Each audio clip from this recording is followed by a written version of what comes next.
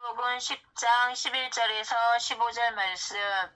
어떤 성이나 마을에 들어가든지 그 중에 합당한 자를 찾아내어 너희가 떠나가기까지 거기서 머물라. 또 그 집에 들어가면서 평안하기를 빌라.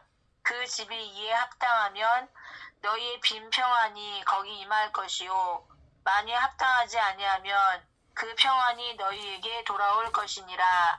누구든지 너희를 영접하지도 아니하고 너희 말을 듣지도 아니하거든 그 집이나 성에서 나가 너희의 발의 먼지를 떨어버리라. 내가 진실로 너희에게 이르노니 심판 날에 소돔과 고모라 땅이 그 성보다 견디기 쉬우리라. 아멘. 아멘. 아멘. 네, 감사합니다. 이렇게 또 여러분께서 함께 참여해 주시고 함께 동력자로 있어서 감사합니다. 이제 선포된 말씀에 의해서 제자, 중보자의 길이라는 제목으로 이한드레 목사님께서 말씀을 선포해 주시겠습니다. 네, 목사님 부탁드립니다.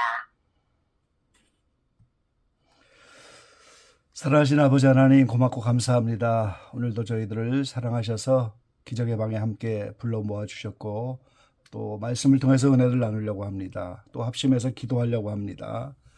하나님의 은혜가 아니면 우리가 어찌 이 일들을 감당할 수가 있겠습니까?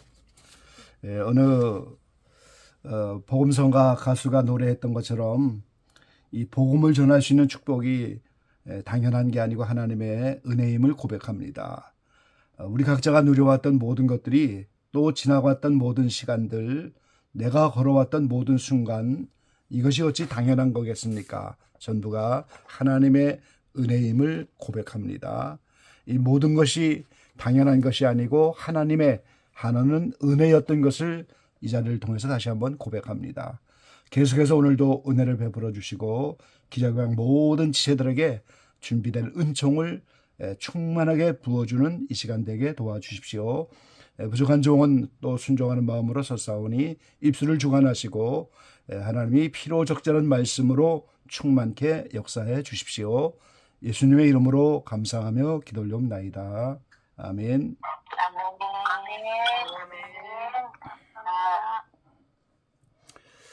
예, 반갑습니다. 샬롬.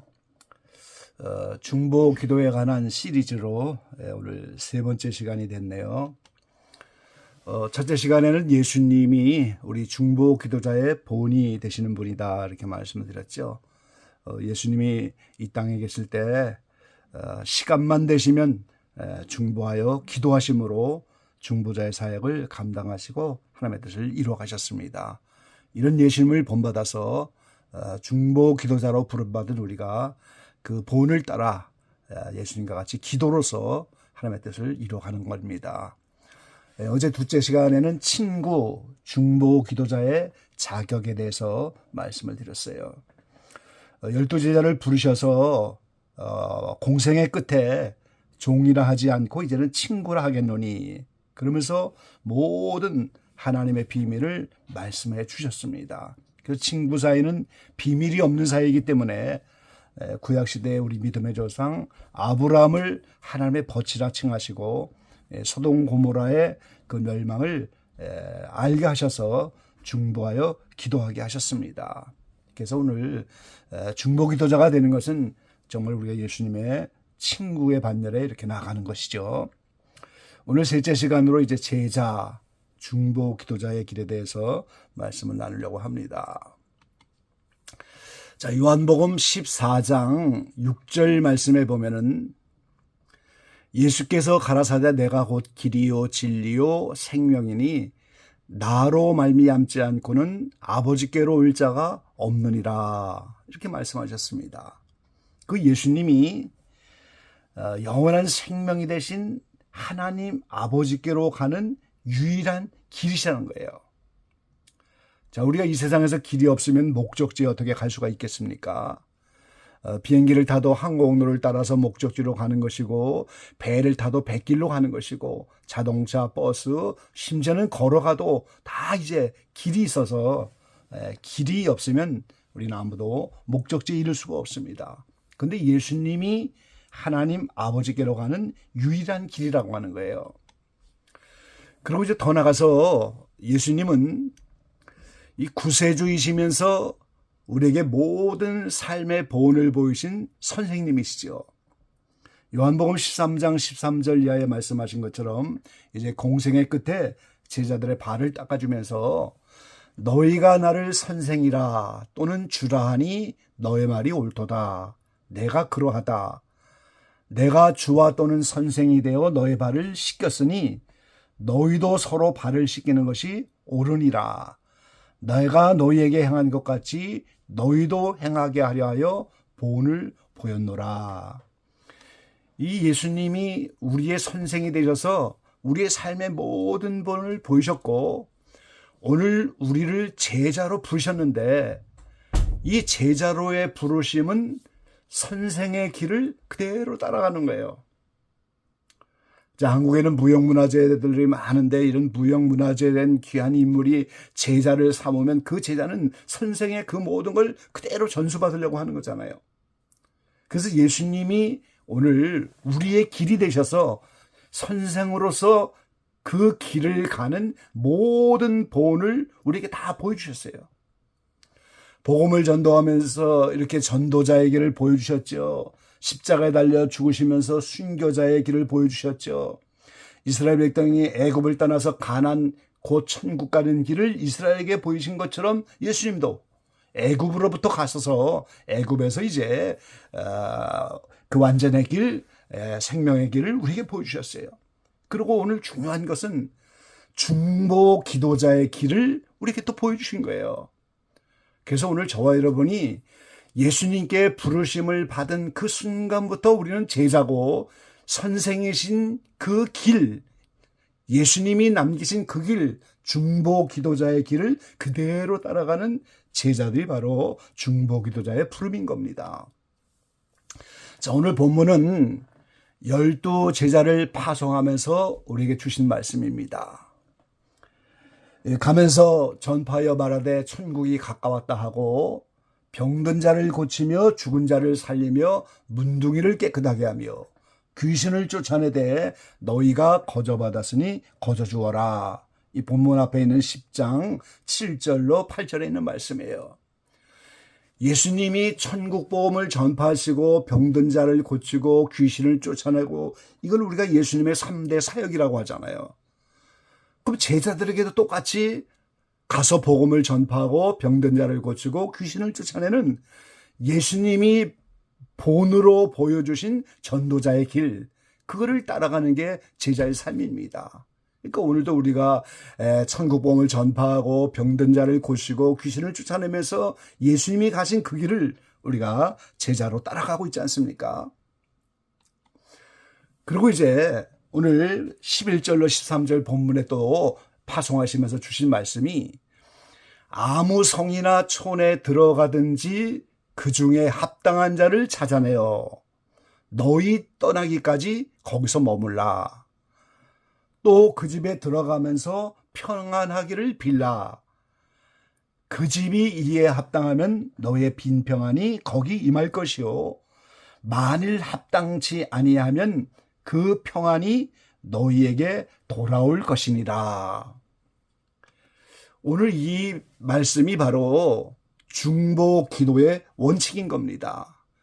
제자로 부름을 받아서 그 제자는 부르심을 받은 자요 보내심을 받은 자인데 그 제자들이 나가면서 합당한 자를 찾아내서 평안하기를 비는 것, 그것이 오늘 중보 기도의 원칙이고 중보 기도자의 길을 우리가 걸어가는 이 원칙이 거기에 있는 겁니다. 자, 여기서 평안하기를 빌라 하는 이 평안이 곧 유대인들이 수천 년 동안 인사했던 샬롬입니다. 평강입니다. 뭐 그냥 쉽게 표현하면 어떤 근심이 없는 상태, 전쟁이 없는, 나라 간의 분쟁이 없는 상태, 건강이나 안식을 누리는 상태, 삶의 평강하고 형통한, 이런 말로 표현할 수 있겠지만 그러나 샬롬 평안은 본질적으로 더 다른 뜻을 갖고 있어요. 이게 완전입니다. 모든 지체가 완벽한 조화를 이룬 상태. 그러니까 우리 몸에다가 샬롬, 평안을 적용한다면 이 한국말로 밤새 안녕하셨습니까? 옛날에 먹고 살기 어려운 때에 이렇게 한 끼를 굶으면 또 몸에 병이 나면 밤새 안녕한 게 아니잖아요. 몸에 가시만 찔려도 안전한 게 아니잖아요. 평안한 게 아니잖아요. 그러니까 이 몸에 샬롬을 적용한다면 머리부터 발끝까지 모든 지체, 오장육부, 손머리, 발끝까지 전부 지체가 다 아무 어려움이 없이 완전한 조화를 이룬 완전한 상태. 그걸 우리는 건강이라고 하는 거예요. 그러니까 이 샬롬은 몸에다 비유하면 건강입니다. 가정이 평안하십니까? 가정 구성원 모두가 각각 자기의 위치에서 완전한 조화를 이룬 그 상태가 오늘 가정의 샬롬이에요. 교회가 평안하십니까? 공동체가 평안하십니까? 국가가 평안합니까? 그 모든 구성원 하나하나가 있는 자리에서 완벽한 조화를 이룬 그 상태가 오늘 샬롬인 거예요.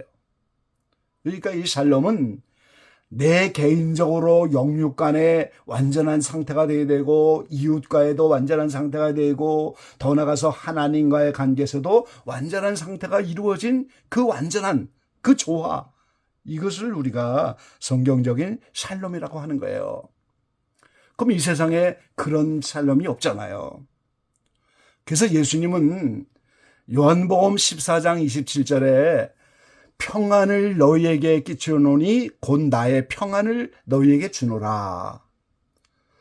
내가 너희에게 주는 것은 세상이 주는 것 같지 아니하니라. 너희는 마음에 근심도 말고 두려워하지도 말라. 주님은 우리에게 세상이 줄 수 없는 이 평안을 우리에게 주시려고. 그래서 이것이 오늘 천국인 겁니다. 천국은 평강의 극치인 거예요. 그래서 우리 안에 천국에서 얻을 수 있는 평강, 그거를 마음에 심어주려고 오늘 오셨어요. 이것을 너희에게 이름은 너희로 내 안에서 평안을 누리게 하려 함이라. 세상에서는 너희가 환난을 당하나 담대하라, 내가 세상을 이겼노라 하시니라. 이렇게 주님은 우리에게 세상이 줄 수 없는 이 평안을 주시려고 하는 거예요. 그래서 오늘 이 평안이 없는 세상, 가정이나 공동체나 교회나 나라와 민족 간에 개인 가운데 이런 평안이 어디 있겠어요? 평안이 없는 세상인데 오늘 제자의 부르심을 받은 그들을 통하여 가서 세상이 줄 수 없는 그 평안을 빌어라. 이게 중보 기도자의 길로 오늘 우리를 부르셨던 거예요. 데살로니가전서 5장 1절로 5절에 보면은 이 데살로니가 교회의 때와 시기에 대해서 말씀을 하셨죠. 형제들아, 때와 시기에 관하여는 너희에게 쓸 것이 없음은 주의 날이 도적같이 이를 줄을 너희 자신이 자세히 알미라. 저희가 평안하다 안전하다 할 그때에 잉태된 여자에게 해산 고통이 이른과 같이 멸망이 호련히 저희에게 이르르니 결단코 피하지 못하리라. 이 데살로니가 교회는 복음을 3주밖에 받지 못했지만 세계 소문난 교회요, 보온이 된 교회요, 이렇게 사랑의 수고가 있고 오늘 믿음의 역사가 있고 소망의 인내가 있던 책망이 없는 교회이기 때문에 어둠에 있지 않는 빛의 자녀들인 그들에게 힌트를 주셨는데, 주님의 날이 밤에 도적같이 이르는데 그때가 평안하다 안전하다 할 때에 잉태된 여자가 해산 고통이 이르는 것처럼 반드시 그렇게 이르게 될 거라고 말씀하셨어요. 그래서 오늘 주님이 오시기 전에, 도적과 같이 주님이 오시기 전에 온 세상은 잠깐 이런 평안과 안전을 일시적으로 맛보는 그런 때가 우리 세상에 잠시 올 것입니다. 그러나 본질적으로 이 세상은 그런 평안이 없는 세상이에요. 그래서 하나님이 평강의 하나님이라고 말씀하시고 천국은 평강의 나라고, 그래서 제자로 부름을 받은 그들은 하나님이 주시는 천국의 평안, 그 평강, 샬롬을 전하는 통로로 제자를 부르셨다는 거예요. 그래서 이 평안이 축복 중에 최고 축복으로 이 평안이 그들에게 전달되는 최고의 축복인 축복의 통로, 그게 제자들인 거예요. 그래서 제자들은 이 평안을 빌어서 합당하면 거기 임하는 것이고, 아니면 제자들이 이 평안을 받고 그래서 너와 나가 함께 평안에 들어가는 이러한 평안의 통로로 부름을 받았는데, 이것이 오늘 중보 기도자로 부르는 우리의 길이고, 중보 기도자에 가는 길은 이 평안의 축복의 통로의 길을 가는 것이라는 사실인 거예요. 800여 년 동안에 로마 카톨릭과 개신교에서도 크게 존경을 받고 있는 프란시스라고 하는 성자가 있지 않습니까? 이 프란시스가 1182년 이탈리아의 아시시에서 아주 부유한 포목상인 벨라도네의 그 마다들로 출생을 했는데요. 이 어린 시절부터 이웃을 돕고 사랑 실천을 했던 프란시스가 어느 날 주의 음성을 들어서 이 무너진 내 집을 수리하라. 그래서 그것이 그 당시 성당을 수리하라고 하는 줄 알고 성당 수리를 했는데, 후에 알고 보니까 당시 영성이 무너져가는 하나님의 집인 교회를 영성으로 새롭게 하라고 하는 주님의 음성으로 깨닫게 됐어요. 근데 그 영성으로 그 교회를 새롭게 하는데 오늘 그 결론은 나를 평화의 도구로 써 주소서 하는 거예요. 이 프란시스를 평화의 도구로 써서 그가 빈 평안을 통해서 그 당시 무너져가는 영성이 흐트러져가는 그 교회를 새롭게 하고자 하는 하나님의 뜻이었다는 거죠. 그 프란시스가 1908년 2월 달 이 성당에서 예배를 드리는데, 설교자가 오늘 마태복음 10장 5절로 15절의 말씀, 이 본문의 말씀을 봉독을 했습니다. 예수님께서 이 12를 내어 보내시며 명하여 가라사대 차라리 이스라엘 집에 잃어버린 양에게로 가라. 가면서 전파하여 말하되 천국이 가까웠다 하고, 병든 자를 고치며 죽은 자를 살리며 문둥이를 깨끗하게 하며 귀신을 쫓아내되, 너희가 거저받았으니 거저 주어라. 너희 전대에 금이나 은이나 동이나 가지지 말고 여행을 위하여 주머니나 두버롯이나 신이나 지팡이를 가지지 말라. 이는 일꾼이 저 먹을 것 받는 것이 마땅함이니라. 이 말씀을 듣는 순간에 이 프란시스가 큰 기쁨과 감격을 느끼면서 부르짖었습니다. 바로 이것이구나. 내가 찾고 있던 것을 드디어 나는 찾았다. 이 말씀이야말로 내가 마음으로 갈망하던 것이었구나. 나는 오늘부터 내 목숨이 닿은 날까지 오로지 마음과 정성을 다하여 이 말씀을 지키며 살아갈 것이다. 그러면서 이 프란시스가 예배를 마치고 성당에서 나오는 순간부터 입었던 겉옷을 던져버리고 새끼줄로 허리에 띄고 농부들이 있는 두건이 달려있는 마치 맨 자루 같은 그런 마대옷, 밤색 옷을 입고 신발도 벗어버리고, 그러면서 나오자마자 오늘 평안을 빌라 하는 말씀대로 샬롬을 외쳤어요. 평안. 그러자 당장 그 자리에서 제자 2명이 따라오게 된 겁니다. 그래서 그 옷이 오늘날 프란시스 수도의 복장이 되고 탁발 수도회를 결성하여 지금까지 오는 거예요. 그래서 오늘 점점 주님의 부르심이 이어서 나오는 말씀처럼 평안을 빌라 하는 그 말씀을 빌었던 그 말씀대로 자신을 평화의 도구로 쓰시려는 것을 깨달아 바로 그렇게 외친 겁니다, 여러분. 그래서 주님 저를 당신의 도구로 써달라고, 미움이 있는 곳에 사랑을, 다툼이 있는 곳에 용서를, 분열이 있는 곳에 일치를, 의욕이 있는 곳에 신앙을, 그릇됨이 있는 곳에 진리를, 절망이 있는 곳에 희망을, 어둠의 빛을, 슬픔이 있는 곳에 기쁨을 가져오는 자 되게 하소서. 위로받기보다는 위로하고, 이해받기보다는 이해하며, 사랑받기보다는 사랑하게 하여 주소서. 우리는 줌으로써 받고 용서함으로써 용서받으며 자기를 버리고 죽음으로써 영생을 얻기 때문입니다. 이런 프란시스가 평화의 도구로 쓰여면서 그 말년에 주님과 더 깊은 영적 교제를 하기 위하여 깊은 산속으로 들어가서 큰 바위 위에서 무릎을 꿇고 두 손을 들고 눈물을 흘리면서 매일 기도했습니다. 내 주 예수 그리스도여, 제가 죽기 전에 두 가지 은총을 허락해 주소서. 제가 바라는 것은 할 수만 있다면, 오 사랑하는 주님, 당신께서 그 큰 순환 가운데 견디신 고통을 내 영혼과 육신에게 감촉할 수 있게 하여 주시옵소서. 십자가의 그 고난을 몸소 체험하게 해달라는 거예요. 또 하나는 성자 하나님이신 당신의 그 타오르는 그 사랑을, 죄인들을 위해서 자발적으로 감내하신 그 사랑을 할 수만 있다면 제 마음속에 부어주시옵소서.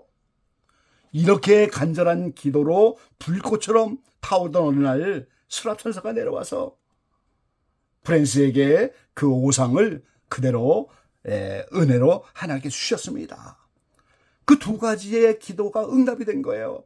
십자가의 큰 사랑이 마음속에 들어오고 예수님의 그 십자가의 고통인 그 오상이 그대로 몸에 나타나서 예수님의 거룩한 상처와 똑같은 신비로운 오상이 그대로 나타났어요.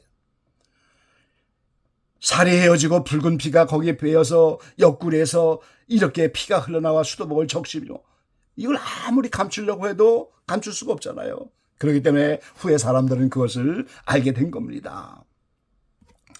이렇게 평화의 도구로 중보 기도자로 가장 귀하게 쓰임을 받은 프란시스가 그의 소원대로 예수님의 십자가의 큰 사랑이 마음에 부어졌고 십자가의 그 모진 오상을 친히 체험하는 특권을 받게 된 거죠. 선생된 예수님의 본을 따라 평화의 도구 중보 기도의 삶을 살았던 그가 인류 가운데 최고의 복을 받은 거예요. 오늘 저와 여러분은 제자의 부르심을 받았습니다. 거기다가 많은 사람이 가지 않는 중보 기도자의 길을 오늘 부름을 받았어요. 제자의 부르심은 선생의 길을 따르는 겁니다. 그래서 오늘 우리는 예수 그리스도를 따라 복음을 전파하며 병든 자를 고치며 귀신을 쫓아내는 이 전도자의 길을 가고, 언젠가 이제 주님 따라 순교자의 길을 갈 수도 있고, 또 이스라엘을 모형으로 보여서 예수님이 몸소 걸어갔던 그 완전의 길을 가지만, 특별히 오늘 저와 여러분 예수님처럼 중보 기도자의 길을 통해서 예수님을 닮아가고 거기에서 우리는 더 많은 영혼을 구원하고 우리 자신이 영생을 얻고 매일매일 영장 성장을 이루면서 주님을 따라가는 거죠.